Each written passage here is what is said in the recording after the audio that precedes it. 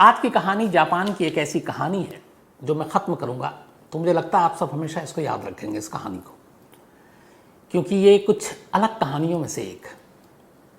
और अगर जापान की बात करें तो जापान के इतिहास में पिछले 38 साल हो गए इस कहानी को। इससे बड़ा ज़ख्म जापान पुलिस के सीने पर कोई और केस नहीं है। जापान पुलिस के बारे में कहा जाता है कि ये दुनिया के चुनिंदा गिने चुने देशों में से एक है जिसकी पुलिस बेहद एडवांस है, बेहद तेज़ है और कोई भी क्रिमिनल इनकी नज़रों से बच नहीं पाता है। हाईटेक भी है, तो उनके जो केस के कन्विक्शन रेट हैं वो भी बहुत ज़्यादा हैं, केस के सॉल्व करने के रेट भी बहुत ज़्यादा हैं। यहाँ तक कि कहते हैं कि दुनिया में पहले नंबर पे जापान है जो मर्डर केसेस के 97% केस सॉल्व कर देता है। ऐसे ही बाकी केसेस हैं क्राइम के।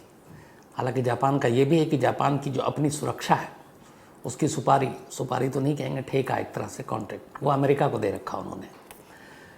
वो हिरोशिमा नागासाकी के बाद अमेरिका और उनके बीच में एक पैक्ट हुआ, समझौता हुआ, तो जापान की सुरक्षा बाहरी हमलों से उसकी पूरी जो ठेका है वो अमेरिका ने ले रखा है। तो आर्मी और उस तरफ से जापान बेफिक्र रहता है, तो बाकी पूरा फोकस उनका पुलिस पे है। इंटरनल जापान के अंदर क्राइम, लॉ एंड ऑर्डर। तो जापान पुलिस इतनी शातिर, इतनी तेज़ तर्रार कि कोई मुजरिम उसकी नज़रों से बच ना पाए। उसी जापान पुलिस के इतिहास में आज की कहानी यानी केस नंबर 114 एक ऐसा केस है जिसको न सुलझा पाने का मलाल आज भी उनके दिल में है। और ये वो केस है जिस केस की वजह से और इसी नाकामी की वजह से फिर जो बेइज्जती हुई पुलिस की, एक पुलिस अफसर ने तो खुदकुशी तक कर ली, खुद को जिंदा जलाकर। सोचिए कितना बड़ा जख्म है जापान पुलिस के सीने पर। इस केस के यूँ तो कई नाम हैं, केस नंबर 114 भी है। इसके अलावा इस केस को ग्लाइको और मोरिनागा केस के नाम से भी जाना जाता है। लेकिन पूरी दुनिया में अगर इस केस को सबसे ज़्यादा लोग जिस नाम से जानते हैं वो नाम है द मॉन्स्टर विथ 21 फेसेस, यानी 21 चेहरों वाला एक शैतान, द मॉन्स्टर विथ 21 फेसेस। अब ये कहानी क्या है? कहानी ये है कि जापान में बहुत सारी ऐसी कंपनी हैं जो हर देश में होता है, जो खाने पीने की चीज़ें, इस तरह के प्रोडक्ट बनाती हैं। तो जापान की एक बहुत बड़ी कंपनी थी जो कैंडी, चॉकलेट ये बनाया करती थी, बहुत पॉपुलर और बहुत बड़ी कंपनी। उसका नाम था ग्लाइको। ग्लाइको कंपनी बहुत कैंडी बनाती थी और बड़ा मशहूर था, उसका टेस्ट बहुत अच्छा होता था। इस कहानी की शुरुआत होती है, अच्छा कुल 17 महीने की ये कहानी है। 18 मार्च 1984 की ये कहानी है। इस ग्लाइको कंपनी के जो कैंडी बनाता है पूरे जापान में, जिसकी सप्लाई चेन है, इसी ग्लाइको कंपनी के ओनर, मालिक, जिनका नाम है इज़ाकी के घर पर 18 मार्च 1984 की रात 2 नकाबपोश घर में दाखिल होते हैं। एक के हाथ में पिस्टल, एक के हाथ में राइफल। जब ये दाखिल होते हैं तो वो घर एक साथ 2 घर है। एक हिस्से में खुद इज़ाकी रहते हैं अपनी बच्चे और बीवी के साथ, और एक हिस्से में उनकी माँ। तो ये 2 नकाबपोश, चेहरे पे नकाब है, रात करीब 9 बजे का वक्त है, 18 मार्च की तारीख है, साल 1986 का है। हाथ में पिस्टल और हाथ में राइफल लेकर इज़ाकी के घर में दाखिल होते हैं। चोरी की चाबी का इन्होंने पहले से इंतज़ाम कर रखा था। जब पहला दरवाज़ा खोलकर अंदर दाखिल होते हैं तो सामने 70 साल की एक बूढ़ी औरत इन्हें दिखाई देती है। वो इज़ाकी की माँ थी। सबसे पहले वो इज़ाकी की माँ को पकड़ते हैं, गन दिखाते हैं, कहते शोर मत करो, और वहीं घर में रखे टेलीफोन के तार से इज़ाकी की माँ को बांध देते हैं। अब इज़ाकी की माँ को बांध दिया, मुंह पे टेप लगा दिया। अब उसी के अंदर इंटरकनेक्टेड है, वो दूसरे घर में दाखिल होते हैं। जैसे दूसरा दरवाज़ा खोलकर अंदर दाखिल होते हैं, सामने एक जवान औरत, इज़ाकी की वाइफ।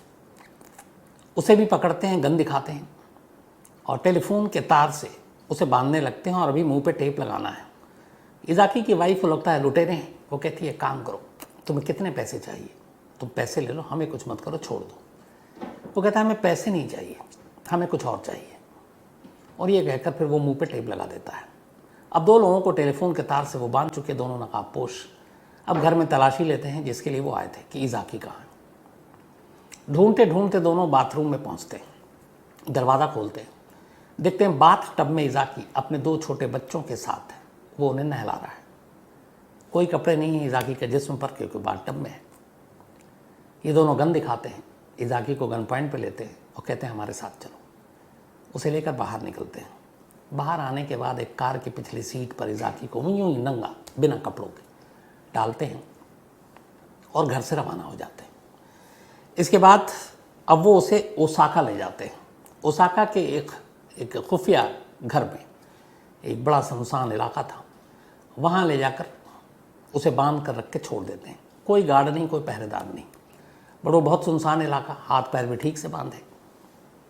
ये सब करने के बाद अब अगले दिन सुबह, इधर रात को ही पता चल गया कि इज़ाकी को कुछ लोगों ने किडनैप कर लिया है। माँ बीवी बंधी हुई थी, पुलिस पहुंच चुकी। पुलिस ने तफ्तीश शुरू की। कंपनी में उधर हड़कंप मच गया, हमारे ओनर किडनैप हो गए। अब अगले दिन एक मैसेज आता है इसी ग्लाइको कंपनी के जो नंबर 2 था वहाँ का, जो उसके पास, और कहा जाता है कि तुम्हारे कंपनी के ओनर मिस्टर इज़ाकी हमारे कब्ज़े में है। 21 मार्च तक, ये बात 18 मार्च की है, 3 दिन का वक्त, 19 मार्च को ये मैसेज गया तो 19, 20, 21 3 दिन। 21 मार्च को इस वक्त तक हमें 1 बिलियन येन जापानी करेंसी और 100 किलो गोल्ड सोना, अगर तुमने नहीं दिया तो इज़ाकी को हम मार डालेंगे। 1 बिलियन येन उस ज़माने में शायद 9 मिलियन US डॉलर के करीब था, बड़ी रकम थी। अब जैसे ही ये कंपनी में फ़ोन आया, हड़कंप मच गया। इधर पुलिस तक खबर है, पुलिस ने हर तरफ नाकेबंदी कर दी, ढूंढना शुरू किया, तलाश जारी है। अब 18 को किया था, 19 को ये मैसेज आया, फिरौती की रकम मांगनी, क्योंकि किडनैप हुआ है पूरी। और किडनैप भी ऐसे कि एक बड़ी हस्ती, एक बड़ा शख्सियत जो इतनी बड़ी कैंडी कंपनी ग्लाइको का मालिक है। जापान पुलिस के लिए एक चैलेंज, उन्होंने पूरे शहर में ओसाका के जाने वाले रास्ते, हर जगह नाकेबंदी से लेके गाड़ियों की तलाशी, सब कुछ शुरू की। बहुत सारे लोगों को उठाया, लेकिन कोई फ़ायदा नहीं हुआ। 19 बीत गया, 20 बीत गई। अब 21 मार्च की तारीख आ गई और 21 मार्च को ही ये पैसे देने थे। लेकिन 21 और 20 मार्च की रात को ही, मतलब अभी 21 को जब वो ख़त्म हो रहा डेडलाइन, उसके बाद हो सकता है इज़ाकी की जान को ख़तरा हो। रात को ही किसी तरह इज़ाकी अपने हाथ पैर खोलकर उस सुनसान गुमनाम जगह पे, जहाँ पे उनको रखा गया था बंधक बनाकर, वहाँ से निकल भागते हैं बड़ी मुश्किल से, डरते डरते कि कोई पीछा नहीं कर रहा, मार न दे। लेकिन कोई पीछा नहीं करता और इज़ाकी वहाँ से आज़ाद भागते हुए अपने घर पहुँचते हैं। घर पहुँचने के बाद पुलिस को खबर दी जाती है, उनका प्रोटेक्शन, उनकी सुरक्षा बढ़ा दी जाती है। अगले दिन अखबारों में खबर कि बड़ी तारीफ़ वाली खबर कि इज़ाकी ने किस तरीके से किडनैपर्स को गच्चा दिया और उनके चंगुल से निकल कर जान हथेली पर डालकर वहाँ से भाग आए और बच गए। और इत्तेफाक से रैंसम की रकम देने से पहले ये काम हो चुका था। तो बिना फिरौती दिए हुए ही इज़ाकी छूट कर आ गए या भाग कर आ गए। लगा किस्सा ख़त्म, लेकिन किस्सा ख़त्म नहीं हुआ था। इज़ाकी जब छूट कर आए, उसके अगले दिन उनकी जो फैक्ट्री, जो दफ्तर था, वहाँ पे 6 गाड़ियाँ खड़ी हुई थी। 6 के 6 में अचानक आग लग गई। अब पहले लगा पता नहीं क्या हादसा है कि क्या है। इसके बाद इस घटना के फिर 1-2 दिन बाद उनके ही इस कंपनी में एक कंटेनर ने किसी ने भेजा कि कंटेनर आया। उन्होंने कंटेनर आता जाता था कंपनी में, बट जब उस कंटेनर को खोला गया तो उसमें हाइड्रोक्लोरिक एसिड भरा हुआ था। अब इस एसिड का क्या करना था पता नहीं, वो तो एंड टाइम पर पुलिस को खबर दी गई और पूरा जो है कंटेनर। तो ये दूसरा हादसा होते होते बचा। अब जोड़ना शुरू किया कि 6 कार का जलना, ये इज़ाकी का भाग करा जाना, किडनैपर का यूं उनका पीछा ना करना, ये सारी बात चल रही लेकिन कुछ पता नहीं ये सब हो क्या रहा है। पता तब चला जब पूरा महीना मार्च का ख़त्म हो गया। धीरे धीरे लोग भूलने लगे इज़ाकी की किडनैपिंग की बात को। 8 अप्रैल 1984 की तारीख आ गई, मतलब लगभग 15-16 दिन बीत गए थे 21 मार्च के डेडलाइन के बाद। तो 8 अप्रैल को एक जापान पुलिस को एक लेटर मिलता, एक गुमनाम ख़त। और वो लेटर जो लिखा गया था उसकी शुरुआत ही ऐसे थी कि जापान के बेवकूफ़ पुलिस वालों के नाम, ये लेटर का पहली लाइन थी लेटर की, जो ख़त्म था। अब सोचिए, जापान पुलिस के पास एक गुमनाम लेटर उनके अफसर के पास आया था, और लेटर खोलते ही पहली लाइन यही है कि to the police fools of Japan, Japan के बेवकूफ़ पुलिस वालों के नाम। अब उस ख़त में आगे क्या लिखा था, ये हूबहू पूरा ख़त, उसका ट्रांसलेशन मैं बता रहा हूँ, जो भेजा गया था 8 अप्रैल 1984 को। जापान के बेवकूफ़ पुलिस वालों के नाम, क्या तुम पागल हो? तुम धरती पर कर क्या रहे हो? अगर तुम प्रोफेशनल हो तो मुझे पकड़ कर दिखाओ। मुझे पकड़ना मुश्किल है, पर मैं कुछ हिंट देता हूं। मैं इजाकी का रिश्तेदार नहीं हूं जिसका किडनैप हुआ था, न इजाकी के कंपनी में काम करता हूं उसका कर्मचारी हूं, न ही इजाकी के खेतों में काम करने वाला हूं। मैं इनमें से कोई नहीं, इसलिए मुझे इनके इर्द गिर्द मत ढूंढना, यानी न कंपनी में ढूंढना, न रिश्तेदारी में ढूंढना, न उसके खेतों पे जो काम करने वाले लोग हैं, किसान हैं, मजदूर हैं, उनमें ढूंढना। मैं इनमें से कोई नहीं हूँ, तो यहाँ मुझे मत ढूंढना। हाँ, जो कार मैंने इस्तेमाल की थी, अब ये हिंट भी दे रहा है कि जो कार मैंने इस्तेमाल की थी उसका कलर ग्रे है, ग्रे रंग का है। मैंने अपना खाना डाइके एक स्टोर है वहाँ पे, उसका नाम है, तो मैंने अपना खाना डाइके स्टोर से ख़रीदा था। अगर और कोई जानकारी चाहिए तो न्यूज़पेपर वालों से भीख मांगो, इसके बाद मुझे पकड़ लोगे, और अगर नहीं पकड़ पाए तो तुम टैक्स चोर हो। यहाँ टैक्स चोर इसलिए कहा कि तुम टैक्स के ऊपर, टैक्स की वजह से तुम लोगों को सैलरी मिलती है, और अगर नहीं पकड़ पाए तो तुम टैक्स चोर हो। क्या मैं पुलिस हेडक्वार्टर में जाकर तुम्हारे किसी अफसर को किडनैप कर लूँ? आखिरी में यही था, और नीचे द मॉन्स्टर विथ 21 फेसेस। ये पहला खत था जो इस नाम से भेजा गया था, द मॉन्स्टर विथ 21 फेसेस, 8 अप्रैल 1984 को। इजाकी की किडनैपिंग के 15 दिन के बाद, जब लगा कि इस केस में अब कुछ है नहीं, और सीधे सीधे जापान पुलिस वालों को चुनौती और हिंट कि हमें पकड़ो। अब इसमें 2 हिंट था। एक तो चलिए कि उसका रिश्तेदार नहीं है, उसके फैक्ट्री में काम नहीं करता, उसके खेत पे काम नहीं करता, लेकिन 2 चीज़ें दी इसने। एक कि जिस कार में मैं उसको लेकर गया वो ग्रे कलर का है, और जाने से पहले हम लोगों ने एक स्टोर से खाना लिया था, और उस स्टोर का नाम है डाइके स्टोर। ये 2 हिंट कि पकड़ सको तो पकड़ो। अब इस खत के बाद पुलिस ने ओसाका से लेके जितने भी हैं सारे रास्तों पे जितने ग्रे कलर की कार, उन सब की छानबीन शुरू की।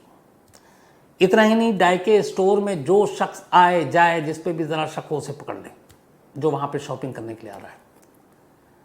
अब ऐसे ऐसे सैकड़ों हज़ारों की तादाद होगी, जिस पे शक हो, ग्रे कलर वाले कार का या फिर डाइके स्टोर का, उन सबको उठाते जाए, लेकिन कोई क्लू ना मिले। इधर लेटर बेचैन कर रहा है, पहली लाइन कि जापान के बेवकूफ़ पुलिस वालों के नाम, तो एक वो भी, और जापान की पूरी जो पुलिस की एक छवि, एक इमेज, उसे एक लेटर ने धज्जियाँ उड़ा दी। और ये लेटर इत्तेफाक से सारे न्यूज़पेपर में छप गया। छपा तो इजाकी की कहानी भी छपी, कैसे किडनैपिंग। अब उसको जोड़ कर भी देखा जाने लगा कि उसको किडनैप किया, लेकिन वो फिर भाग आया, तो किडनैपर इतना बेवकूफ़ नहीं है, तो इसका मतलब है उसकी रिहाई में भी कहीं ना कहीं उनका हाथ है। लेकिन किडनैपर चाहता क्या है? इस खत में भी ऐसी कोई चीज़ नहीं थी। हाँ, एक कॉल आया था इजाकी के बाद कि 1 बिलियन येन, 100 kg गोल्ड, लेकिन वो भी नहीं ले गया। घर पे भी पैसे दे रही थी उसकी बीवी, वही नहीं ले गया। अब ये ख़त देकर जापान पुलिस की वो ऐसी की तैसी कर रहा है। तो ये कहानी है क्या, मामला है क्या? तो बहुत सारे लोगों को पूछा, पकड़ा, पर कोई क्लू नहीं मिला, कोई सुराग नहीं मिला। पुलिस लगी रही अपनी इस बदनामी को झेलते हुए। अब 8 अप्रैल के बाद ठीक 1 महीना 2 दिन बीत गए थे। 1 महीने 2 दिन के बाद एक दूसरा लेटर पुलिस के पास आता है, और ये एक लेटर जो पुलिस के पास आया, साथ ही एक और कंपनी को भी ये लेटर भेजा गया। और ये जो कंपनी थी, ये इस जापान में जैसे ग्लाइको है जो बनाती है चॉकलेट और ये कैंडी, मोरिनागा, ये भी ऐसी खाने के प्रोडक्ट और कैंडी ये सब बनाने में एक बड़ी कंपनी। तब दूसरी चॉकलेट या कैंडी की कंपनी मोरिनागा, उसके नाम एक दूसरा खत 10 मई 1984 को इस खत में लिखा था, मैंने तुम्हारी कंपनी के प्रोडक्ट में पोटेशियम साइनाइड मिलाकर अलग अलग स्टोर में रखवा दिए। जो भी खाएगा उसकी मौत ज़रूर होगी और उनका जिम्मेदार कंपनी होगा। अब इस लेटर से पहले एक और लेटर आया था और वो लेटर ग्लाइको कंपनी के नाम पे आया। पुलिस ये पहले ढूंढने की कोशिश कर रही थी कि उसने इजाकी को उठाया, पैसे नहीं लिए, रैंसम भी नहीं मिला, वो भाग भी गया, तो ये चाहता क्या है, और जापान पुलिस को लेटर लिख रहा है। तो ये सब तो मिला नहीं। उसने सेम ऐसी एक लेटर ग्लाइको कंपनी को लिखा जब थोड़े दिन बीते, और ग्लाइको कंपनी को के नाम पे लिखते हुए वो ये लेटर पुलिस को ही भेजता है और उसमें लिखता है कि तुम्हारी जो कंपनी है और जो ये कैंडी है, हमने इस कैंडी में कुछ जहर मिलाया और वो जहर मिली हुई कैंडी तुम्हारे अलग अलग जापान के स्टोर में भेज जो हैं वो मौजूद है। अब अगर कोई भी खाएगा तो मारा जाएगा। अब जैसे ये लेटर आया तो हड़कंप मच गया। अब उसमें ये नहीं लिखा था कि किस फ्लेवर की कैंडी में या कौन सी कैंडी में। अब कैंडी के अलग अलग वैरायटी थे, तो अगर वो ये लिखता कि फलाने कैंडी में, तो शायद उस सारे कैंडी को वापस ले आते। लेकिन लेटर लिखने वालों ने ये लिखा ही नहीं कि किस कैंडी में, किस फ्लेवर में, किस। तो ये था कि जितनी भी कैंडी इस कंपनी में बनती है उन सब में हो सकता है और रिस्क नहीं लिया जा सकता। फॉरेन ग्लाइको कंपनी ने पूरे जापान के हर स्टोर से हर कैंडी वापस मंगा ली ताकि एक भी शख्स खा ना पाए और उसकी कहीं मौत ना हो जाए अगर ये बात सच है कि उसमें जहर है। तो सारे स्टोर से अपने प्रोडक्ट हटा लिए कंपनी ने, और हटाने के बाद अब ये हुआ कि ये बात अखबार में भी फैली, लोग कैंडी खाने से डरने लगे। और इस कंपनी को उस वक्त ये सारे हटाने में और उसके बिजनेस में जो गिरावट आई, 130 मिलियन येन का नुकसान हुआ। 130 मिलियन येन सिर्फ इस एक लेटर से कि तुम्हारे कैंडी में जहर डाला। तो ये एक लेटर आया। फिर इसके बाद कुछ महीने का गैप होता है। इस दौरान में कुछ छोटी मोटी कंपनियों को भी ऐसे ही लेटर आए और उन सब के लेटर के आखिर में वही होता था कि द मॉन्स्टर विथ 21 फेसेस। तो अब ग्लाइको की हालत खराब, कैंडी में जहर, ग्लाइको का मालिक किडनैप हुआ लेकिन छूट गया। अब धीरे धीरे उसकी कंपनी की हालत भी ख़राब होती गई। फिर एक रोज़ एक लेटर आया और उस लेटर में कहा गया कि ये जो ग्लाइको कंपनी है ये बड़ी शर्मिंदा है अपने किए पे, बड़ी नुकसान भी इसको हो चुका है। हमारा मकसद इनको परेशान करना था वो हमने कर लिया, और जो हमारा मकसद था वो भी हमने कर लिया। अब हम इनका पीछा छोड़ते हैं, अब हम ग्लाइको कंपनी को तंग नहीं करेंगे। एक लेटर ही आया। अब ये लगा कि ये भी एक झूठ या कुछ हो सकता है, लेकिन सच में ग्लाइको को नहीं किया। लेकिन उसी लेटर में था कि ग्लाइको को तंग नहीं करेंगे, सिर्फ इतना कह रहा हूँ, किसी और कंपनी को नहीं करूँगा ये नहीं कह सकता। अब ये लेटर आया, इसके बाद सचमुच ग्लाइको कंपनी को उन्होंने कोई फ़ोन नहीं किया, कोई तंग नहीं किया, ना कोई ऐसी चीज़ की, ना धमकी दी। धीरे धीरे वक्त बीता। अब मई से नवंबर आ गया। 1 नवंबर को अचानक फिर एक लेटर अचानक सामने आता है। ये लेटर एक और कंपनी को गया और पुलिस को। कंपनी थी मोरिनागा, जो यही कैंडी और चॉकलेट बनाती थी। और ये जो लेटर लिखा गया ये मोरिनागा कंपनी के प्रेसिडेंट के नाम पे लिखा गया, जैसे इजाकी को लिखा गया था। तो इस लेटर में 1 नवंबर 1984 को लिखने वाले शख्स ने लिखा, तुमने हमारी पावर देख ली होगी इजाकी वाले मामले में। अगर तुम भी हमारी बात नहीं मानोगे तो तुम्हारी कंपनी भी डुबा दूंगा, तुम मारे जाओगे। ये तुम तय करोगे कि मुझे पैसे दोगे या अपनी कंपनी को डूबते हुए देखोगे। मुझे 5 या 6 तारीख वाले अखबार में लिखकर बताना। मतलब जिस डेट के अखबार उसने हिंट दिया हुआ यहाँ पे, 5 या 6 तारीख के न्यूज़पेपर में लिखकर बताना। मुझे 200 मिलियन येन चाहिए। द मॉन्स्टर विथ 21 फेसेस, नीचे दस्तखत यही है। अब जब ये आया,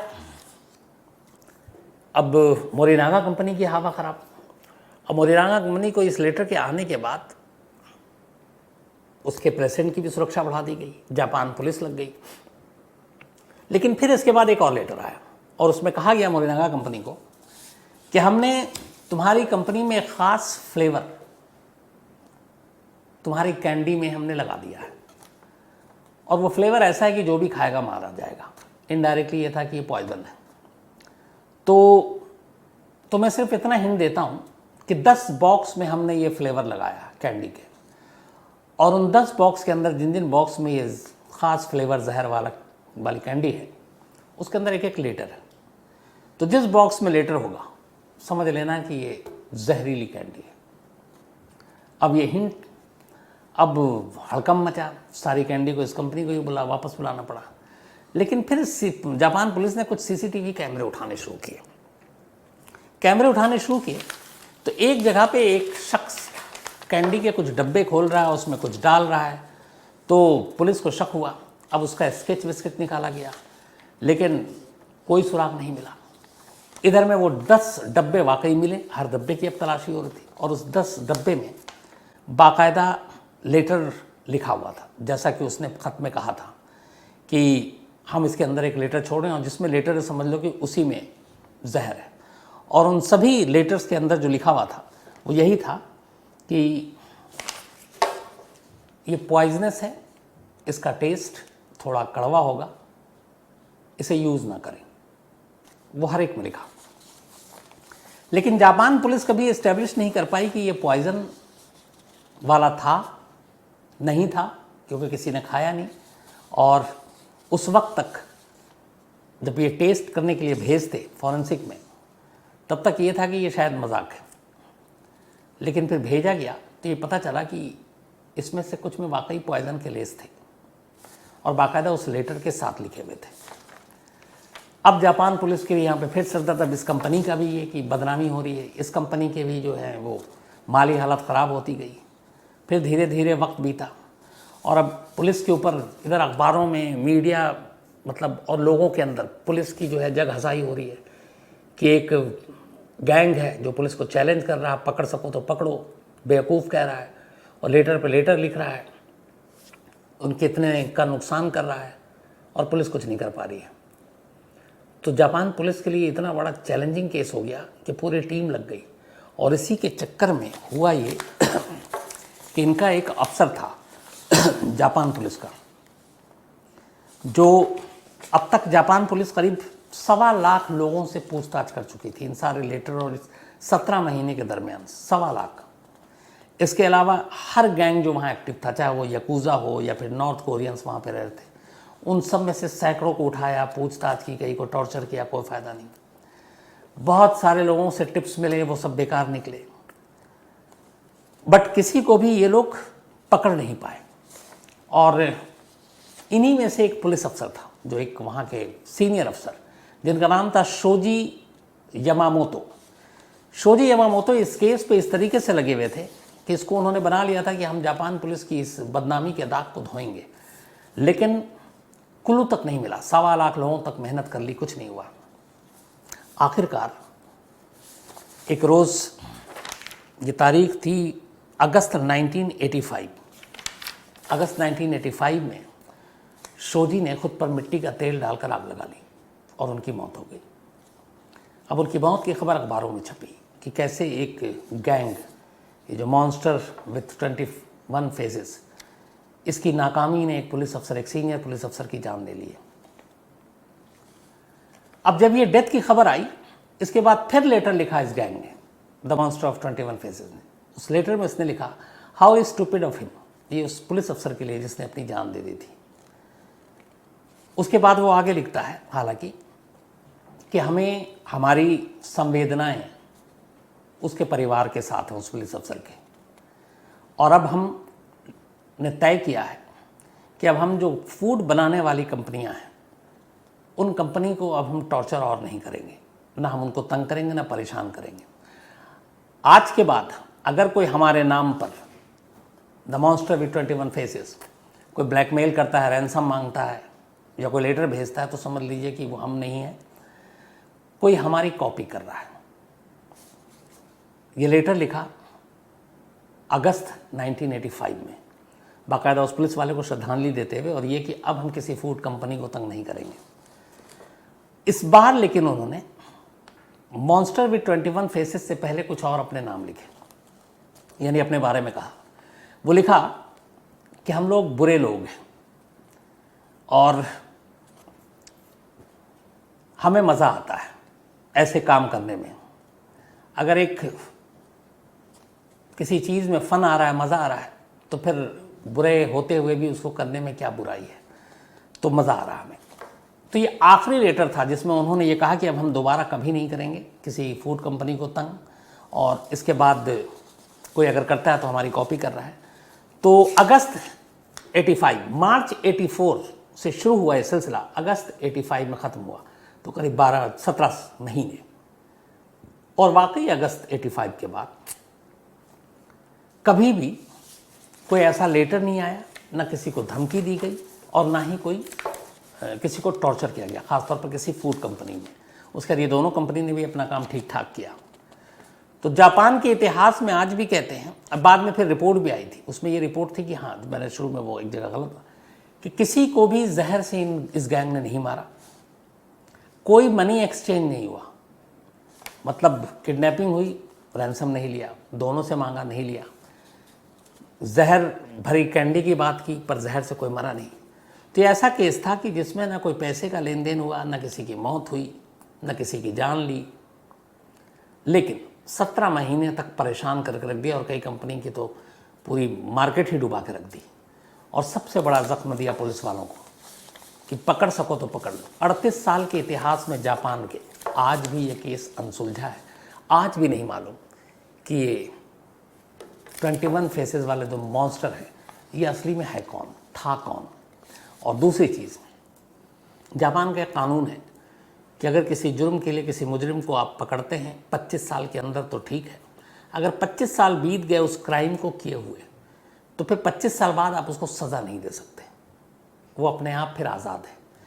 अगर इस केस को 38 साल हो गए, आज ये जो गैंग है पूरा, ये मॉन्स्टर गैंग विद 21 फेसेस, अगर सच में इनके चेहरे पे नकाब था और ये सारे मॉन्स्टर ये अपने नकाब उतार कर सामने आ जाए और कहें कि हाँ, मार्च 84 से लेकर अगस्त 85 तक जो ये सारा काम हुआ, जो पुलिस को हमने लेटर लिखा, वो हम लोग हैं, और ये अपने नाम, अपने चेहरे, अपनी पहचान के साथ सामने आ जाए, तो आज जापान पुलिस इनका कुछ नहीं कर सकती, क्योंकि 25 साल से ऊपर के इस केस को हो गए। अब उन्हें वहाँ के कानून के हिसाब से सज़ा नहीं दिया जा सकता, तो वो आज़ाद है। तब सवाल ये है कि क्या वो हिम्मत करेंगे सामने आने की, क्योंकि उन्हें भी मालूम है कि अब वो उस सज़ा के दायरे से बाहर निकल चुके हैं। लेकिन 38 हो गए, 25 साल को भी बीते हुए, तो मतलब 13 साल और हो चुके हैं। अगर आना होता तो 26वें साल में भी आ सकते थे, 27वें में भी आ सकते थे। अब 38 में आने की गुंजाइश थोड़ी कम है, लेकिन क्या पता किसी दिन चेहरे से नकाब हट जाए और पता चले कि ये वही है, द मॉन्स्टर विथ 21 फेसेस, जिसने जापान पुलिस की नींद हराम कर दी थी। तो ये थी वो कहानी।